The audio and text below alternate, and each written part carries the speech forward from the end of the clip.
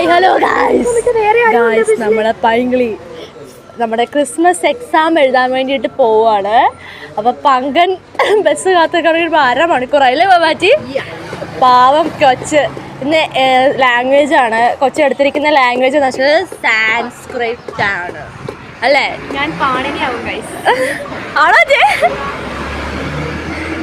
പണ്ഡിതൻ. കൊച്ചുദ്ദേശിച്ചത് പണ്ടതി അല്ല അയൂണ് ഡ്രില്ലിർക്ക്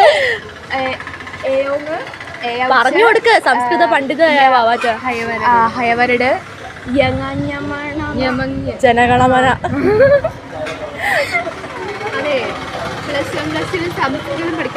അയ്യോ അയ്യോ അയ്യോ വലിയ ആൾക്കാർ വന്നിരിക്കുന്നു. ഇവരോട് ഹിന്ദി എടുക്കാൻ പറ ഗൈസ്. എന്തൊരു സിമ്പിൾ ആണ്, മോസ്റ്റ് സിമ്പിൾ. സംസ്കൃതം സിമ്പിൾ അല്ല എന്നല്ല ഞാൻ പറഞ്ഞത്.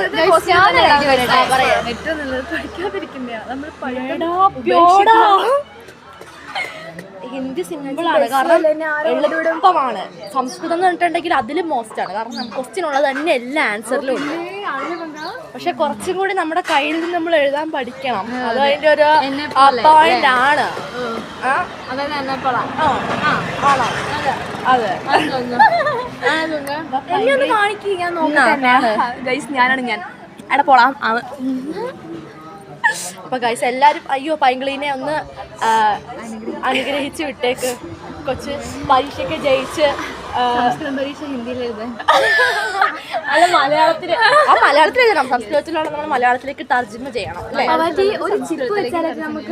ഓക്കെ. അപ്പൊ പൈങ്കിളീനെ മോസ്റ്റ് ആയിട്ട് എല്ലാവരും ഒന്ന് അനുഗ്രഹിച്ചേക്കുക. അപ്പൊ പാടെ എഴുതാന്ന് പോലെ അറിയത്തില്ല. അതെ.